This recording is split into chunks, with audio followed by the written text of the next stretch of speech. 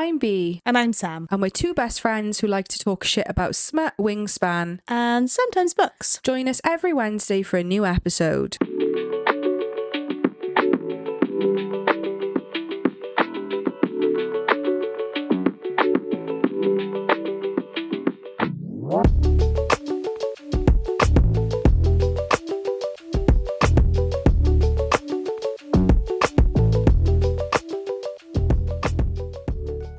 Hi guys, it's B here. So as you might already know, Sam is currently off on her holidays, so you are just stuck with me today for the little intro.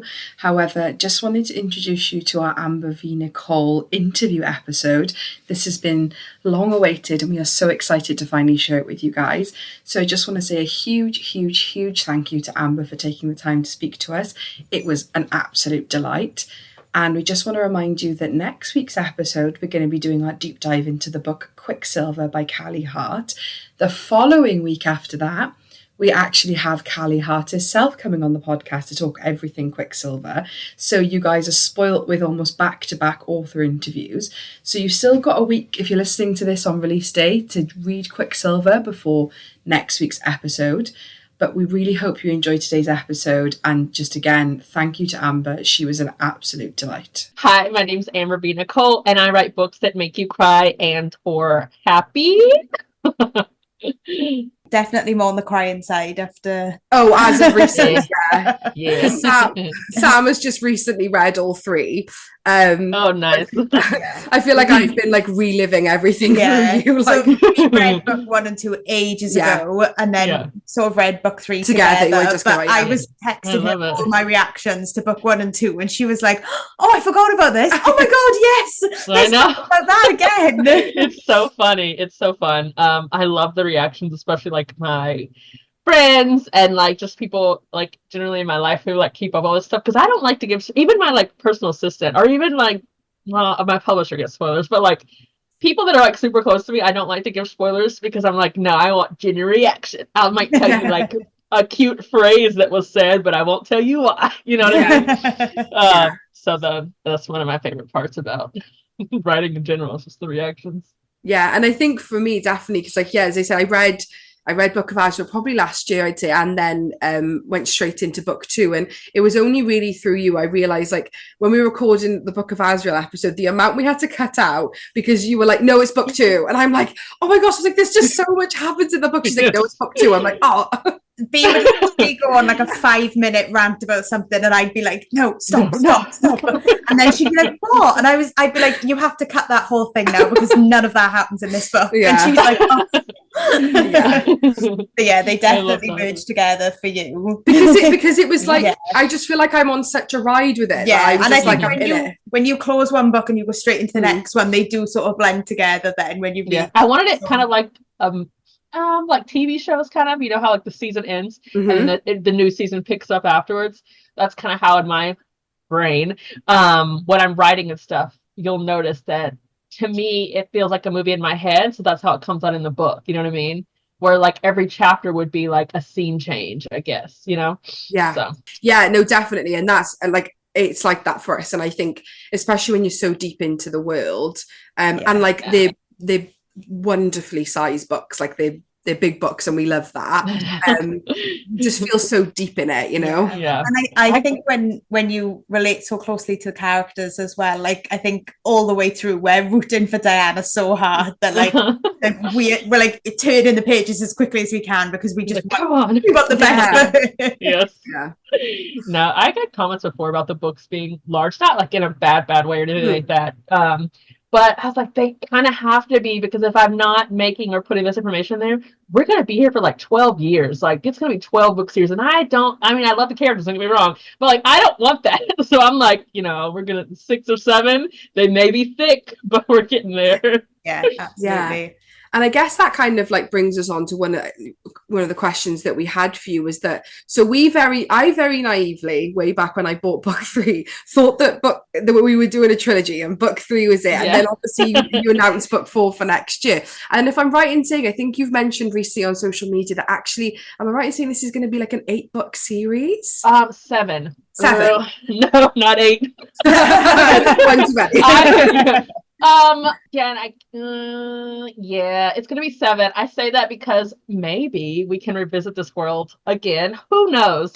But yeah, I want 7. And for the longest time with my publisher and stuff, love them to pieces. They're always like, if you have to write 12 books, you write it. And I was like, we're not gonna, but thank you. But I was back and forth for a while about 7 being a full novel or 7 being a novella. Because regardless, I want like a cute novella thing. I think that would be great for the characters because we go through a lot. But I think right now 7 is planned to be like the final installment kind of thing, the final whatever.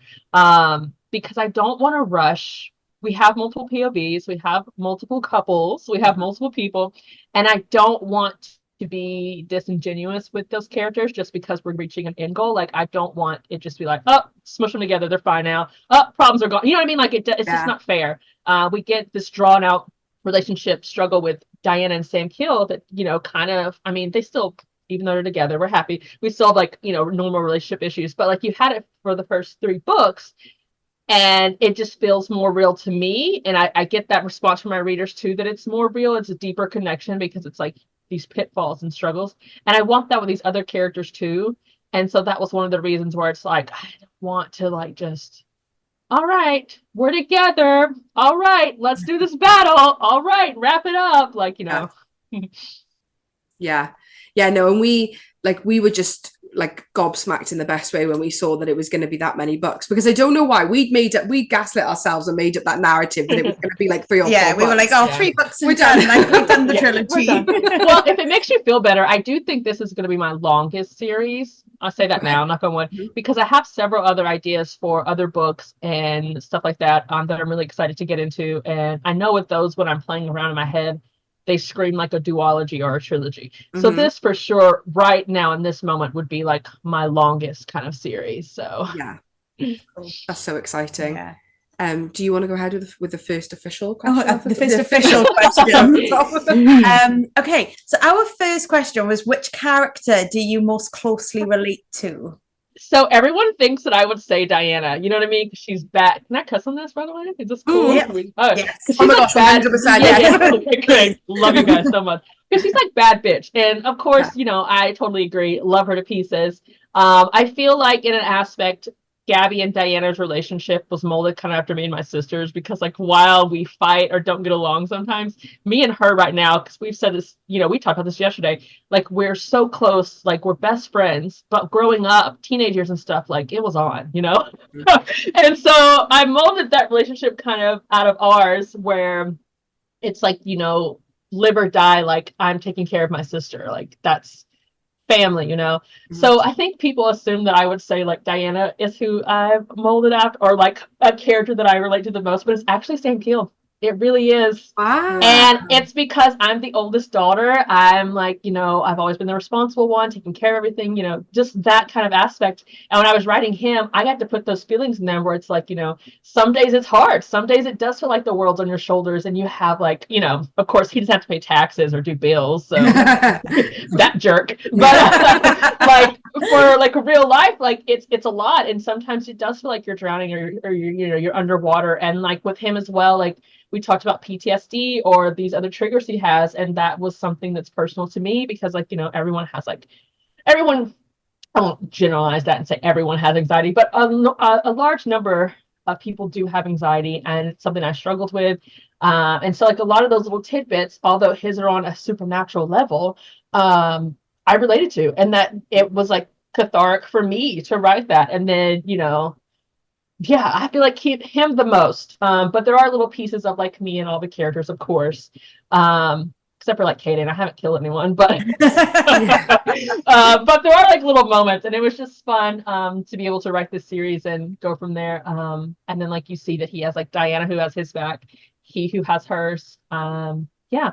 I feel like book 2 though was more me and Diana. Like you can't see me, but my fingers are crossed. Like we were locked in. Because that was a way for me to experience and talk about grief that I've experienced on like a higher level.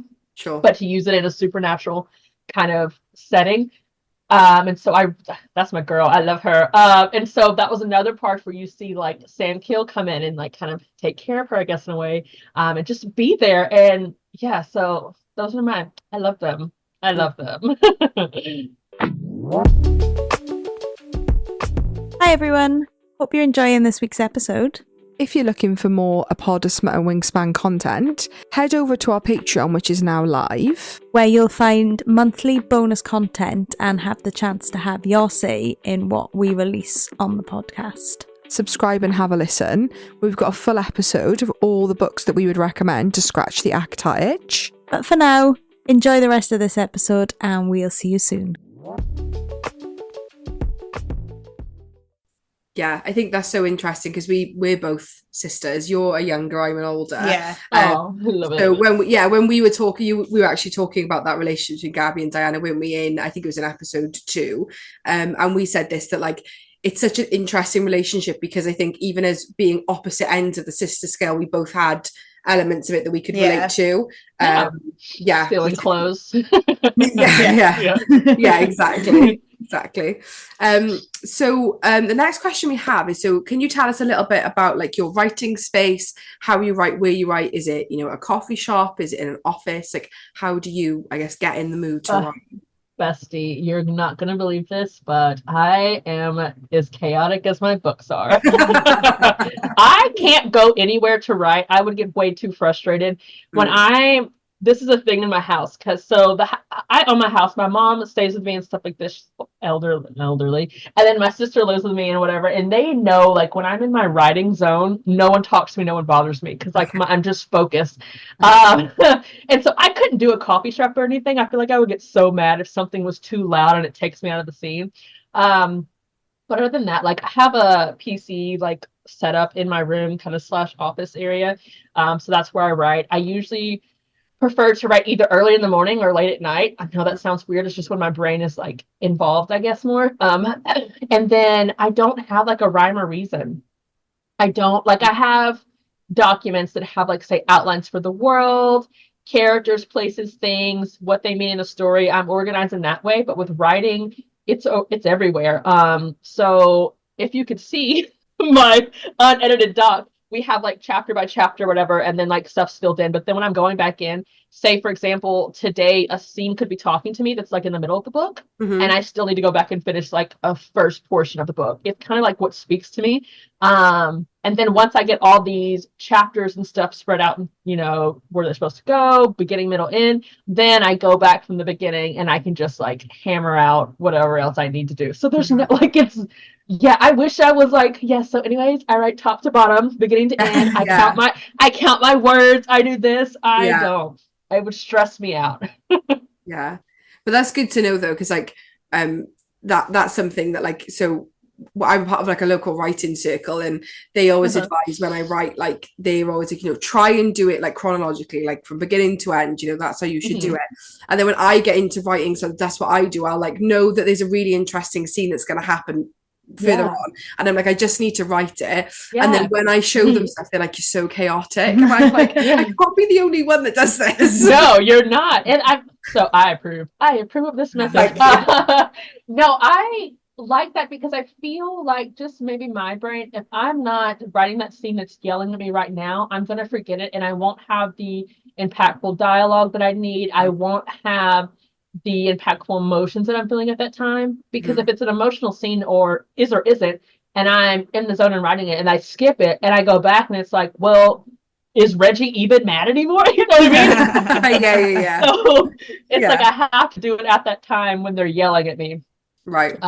So I think you should do it. It's your thing. Like, it works for you. You don't have to be like exactly. Yeah. I actually never be like anybody else. And I've been in a really bad slump recently, and in my brain there's a novella that happened, and like we're like 2 or 4 books down. I was like, do you know what? I'm just gonna write chapter 1. It's actually I just wrote chapter 1 of a novella. I was like, I need to finish the first book. Do you want to? I think we're both chaotic, and we even even planning the podcast. We're just like so bad. hot messes all the time. I feel like it's more fun like that. I don't know. I feel like it's more authentic character. So one of my besties, Kaven, she's really into astrology and stuff. I love her. And like, my signs are Virgo, and they're supposed to be organized and controlled and blah, blah. And I feel like I'm the opposite when it comes to that. I don't like a lot of control. I don't like a lot of structurized order, I guess, in a way. That stresses me out more than it's like, here's blah, blah, blah you have to do. But that's only in certain aspects, because now if it's travel or business or something like that, it's different. But other than that, please don't. Yeah, Please don't. Let me wing it. yeah. Do you want to move on to yours? Yeah. So, okay. We're getting tattoos this month, matching tattoos to celebrate hitting 10K on our podcast. If you had to get a tattoo to represent the Gods and Monsters series, what would that tattoo look like? Bestie, so fun fact, I actually got one. I have to send like show a picture or something, but I got one the 21st, so it's still healing. I'm itchy, but it's the top portion of my arm sleeve on my right arm. And what I did is I sent him a picture, and it was like a skull with like flowers, because you know flowers is a theme in there. Skull, of course, with the Book of Asriel. And I was like, he already knows my books. Him and his girlfriend had read them, and I was like, cool. And he was like, what else do you want in this theme? And I was like, maybe like a sword. Like, I'll come back and do like a dragon on one part or something, whatever, right? And he's like, okay, so there's a skull on my arm. It has a sword with like an embezzled like jewel that's through the skull. The skull has vampire teeth. So I'm like, there we go. And then it's surrounded kind of like by flowers and jewels. It's really pretty. Like I said, I'll show a picture, but yeah, so I feel like that kind of fits the theme, because it's, you know, it's dark romantasy and you have all these different vibes. Yeah, I've thought about doing like a helmet, like say Sandfield's helmet. I've thought of doing like maybe a little castle, like just stuff like that, you know? So amazing. I love that. I have to add it to the list. Yeah. I feel like I need a Gods and Monsters tattoo. Yeah. Like that's. I don't know if you've got much room. No, I probably haven't got it somewhere. I'll fit it somewhere. I'll get it. I'll make it work. I'll put it somewhere. Yeah. Oh, we kind of touched on this, but any advice that you would give as a relatively like new author to yourself, to aspiring authors like myself when starting writing, I guess? Just keep writing. Here's another one. There is no original story, so I'm not really upset, but like I'll see it online where it's like, well, I don't know if I'm gonna write this book anymore because of this, and I'm like, no one's gonna tell a story like you do. So if someone gave a prompt that was for me and you, and it said, do a fairy tale retelling of like a Robin Hood, both of our stories would be completely different, even though they have the same themes. You know what I mean? Yeah. And so especially when it comes to writing now, it's like, don't give up. Your stories are needed. You have no idea what your story will like. You don't know the ripple effect. Like you put a book out and then someone reads it and it inspires them to, I don't know, write themselves, exist for a day longer. Because that is also a thing no one talks about. Or, I mean, you make their day better. Like I remember reading in my room when I was like early teens. Because it was a form of escape, you know what I mean? I don't know. I don't know. I feel like reading is so fundamental. It's so important. There's so many different lived experiences that every person on this earth has that they can showcase through their writing. They can like have a butterfly effect on someone else. You know what I mean? So I'm always an advocate for more stories, more fun and cute things. Like, I don't know, like it's important. I don't know. Yeah, that's the advice I have. No, it's good advice, definitely. I think that's the thing, isn't it? Is that like it's so easy as a writer because you think you have the most like unique idea ever, and then you see something that's similar, and you're like, oh, I don't want like what's the point? But then that's what I've always said this to you is like for me, if just one person picks up my book and it makes them feel a fraction of what I've felt from reading like your books and other authors' books, then like that's all I ever intended. Like I could sell a copy. That's literally the best feeling ever.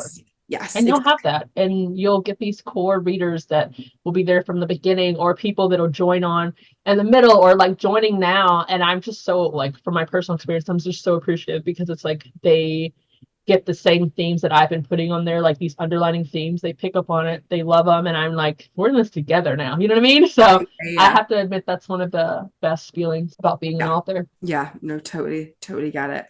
Besides the hot guys. Oh, I don't know if you're allowed to tell us this then, if you're trying to keep things under wraps. But our next question was, will all the books in the Gods and Monsters series follow Sam Keel and Diana? Yes, they're I actually got asked this a couple months ago when I was promoting the other ones. They're like, are they still going to be the main characters? They still this? I was like, yes, this whole series is about them.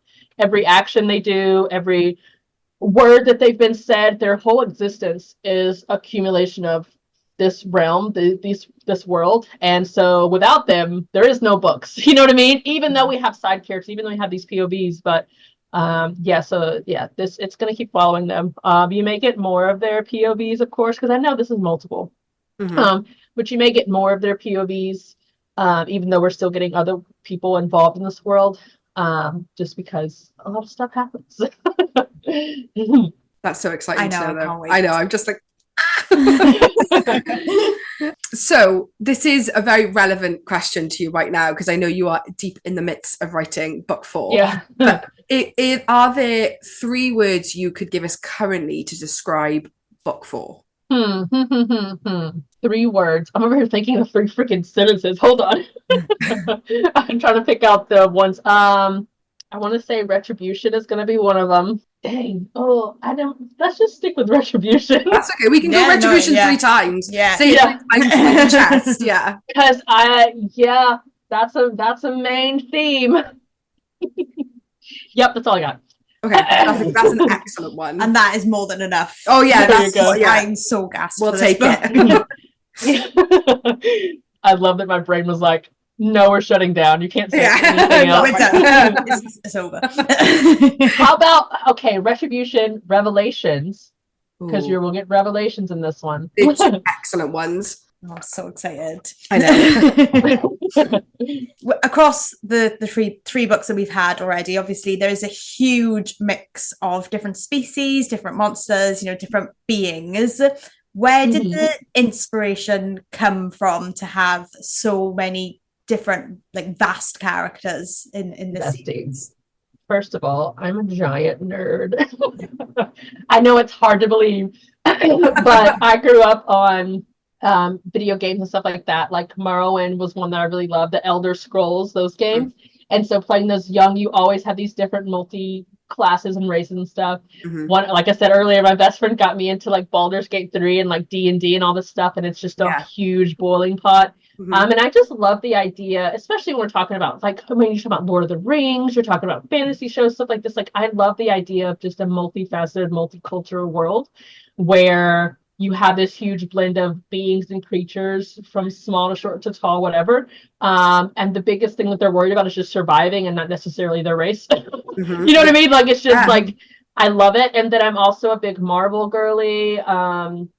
That's inspired a lot. And then I also grew up on Buffy, where she was fighting a list of, demons and stuff alike. And so I always wanted just a big, huge melting pot, I guess. And it's been fun, and it's exciting. So I get to live out my little all the stuff I grew up on, in my books. So it's been fun. Yeah, no, that must be so interesting to be able to combine all of your pop culture references into just one big hash of a world. And obviously I think that's probably one of the reasons why it feels so genuine, because it feels so you feel so immersed in it, I guess, when you're reading it. And that makes perfect sense. And I'm glad. I'm here is this a spoiler? I'm just kidding. So we right now, after recording our 3 episodes of the 3 books, are suspicious of every single character. We have no trust, no trust whatsoever. So it's so funny because you guys tag me in the podcast and stuff too, and I'm I love them. I'm gonna share this. I'm gonna listen. So I'm giggling when you guys are talking. And I think the recent one I listened to where you're I don't trust anyone, and I'm good. You should. I feel I took the George R.R. Martin school of expect the unexpected, which is good and bad, because I know in the last one you guys were the wedding, I couldn't even enjoy it, and I was I am so sorry. So it's done for a reason, you know what I mean? It's not necessarily that it's I'm doing this for shock value, but my way of thinking is, if you were so the realms are open now, we know this now, but if you're in a situation, and this is proven fact with humans, animals alike, where you have to either take care of yourself, your loved ones, whatever, you're going to do whatever it is you can to survive. And so all of these characters, in their own way, villain or not, are doing exactly that. And so a lot of them, maybe more loyal than others, maybe not. And it just kind of shows you have that kind of atmosphere of okay, do I trust this person? Do I not? Like, and Diana showed that in book, I have to say book 4, no, she didn't. In book 3, when Orem and Sam Kill meet, because he's a sweetie. I love him. And he's like, no, he told me this and I saved him, so I told him this. And she's like, why are you trusting people we don't know? You know what I mean? And it's the truth. But yeah, you'll get the characters where you don't know their true motives, like Vincent, and so forth on that. But it does come from a place. It's not. I'm not writing it just to be like, gotcha. You know what I mean? Like, it comes from some type of desperation. Yeah, definitely. Yeah. I think you touched on like Vincent being one when we were doing episode 2, and like I read book 3 at this point and Sam hadn't, so I was like trying to get like so intensely, and she was saying things. And she was saying things. I think it was one of the clips we posted where I was like, you wait till book 3, because I was like, we said like, I don't think we've known peace since reading your books, but it's the best feeling ever. You're like, I don't know if I can relax. I'm so sorry. So sorry until about book 7. Yeah. That's funny. Well, at least you'll have fun in between, because I'm having fun in between with all of them. I know that like it's high octane and like this, but it is nice to have like this normalcy in this chaos when it comes to Sam, Kill, and Diana. Because we went through the whole will they, won't they? We went through the whole, all right, we're enemies again. Let's go. You know what I mean? And so now we're in this new chapter of them and their relationship, and it's so fun. And they're still the same. They still pick and prod and banter. And like, I don't feel like that would go away. I feel like it'd be even more intense because they're uncomfortable with each other. You know what I mean? Yeah, definitely. Yeah, we're just so excited to see how it carries on. Really, I know. I always try and predict books, especially if B has already read them. I'll be like, right, these are all my predictions, and I'll watch her face. And when I was doing these books, she's just like, I know you're not going to get anything. So and then I love that I keep you guys on your toes. Some of my text messages to B is just like all capitals, all exclamation points. I'm like, what is going on? What's happening? We have a Facebook spoiler group, and I love them to pieces.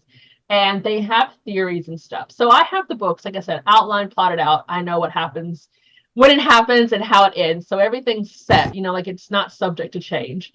And so I see these theories and I giggle to myself because, I can't say yes or no, but sometimes I'm just like cackling, like, that is so strange. You said that. That is so weird. But yeah, I was talking to Michaela. Like I said, she's my personal assistant. She helps with like my socials and stuff, thank God, since I can finish writing. But I'll send her quotes that people will post or talk about, and I'm like, it's so funny because they're so close but they're so far away, because you kind of technically know how the book ends already. I've already like hinted and told you guys stuff from since we're up to 3. Like, there's been hints and stuff about things that are happening, what's going to happen. And no one's gotten it yet. And I'm just over here like, this is so fun. Oh, God, that makes me... My palms literally just like this. I'm like... I have to go back and reread everything. Oh, yeah, we're going to have to pick it apart. Yeah. I mean... Oh my gosh. That's exciting. That is exciting. That's a good little tidbit. Yeah. It's a good little sneak peek. We'll have to put like, like those murder, like where they connect all the dots like on the screen. That's actually me and my editor when we're putting stuff together. Yeah. Like that. Our favourite question. Oh yeah, we had a question. What's one book outside of your own that you would always recommend to people? I have a few, I guess. So one that I'm obsessed with, and you guys are gonna be so jelly, but I love the Plated Prisoner series. Move your head, Sam. No, wrong way. I love them. I love Raven. She's so funny. Slade, I'm obsessed. I told her before, I was like, can we trade? Let's trade MCs. let's have them hang out together. Yeah. But I'm actually reading Goldfinch right now, and I'm like texting her. I knew you were going to say that. Sam sent it to me yesterday. And I'm so upset. I was like, Amber is reading Goldfinch and she's got Raven. I know. I literally texted her last night too, and I was just sitting her all these memes because I'm just like giddy.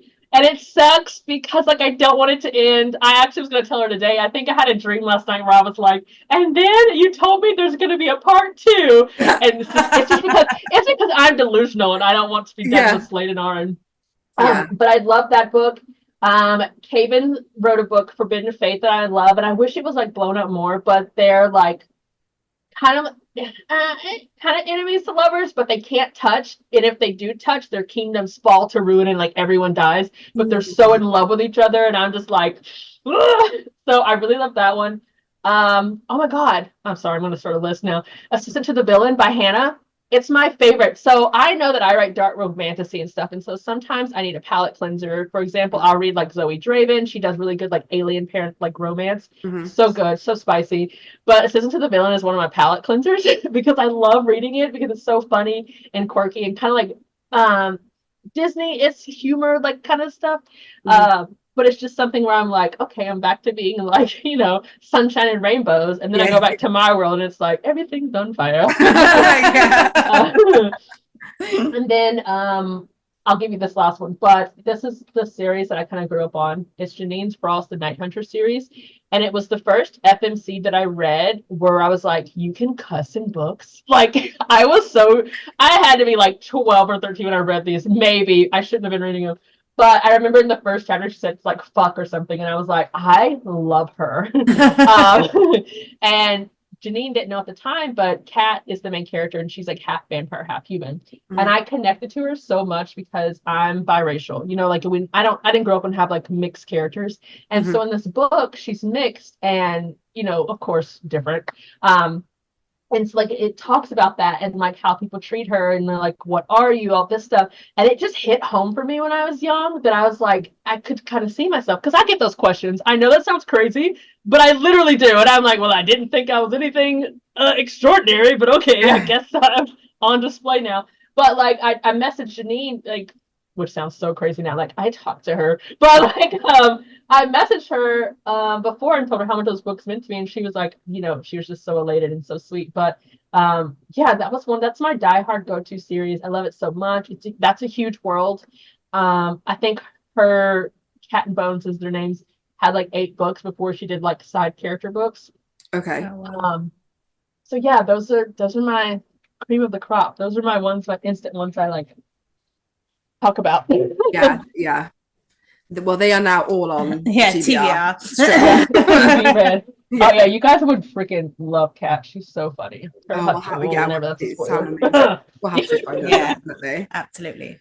Awesome. Well, that is all of our questions. Thank you, honestly, so much for taking the time to speak to us. We are so excited to have you and so excited for book 4. Literally can't come quick enough. Yeah, I know. I can't wait to see what you guys think and say.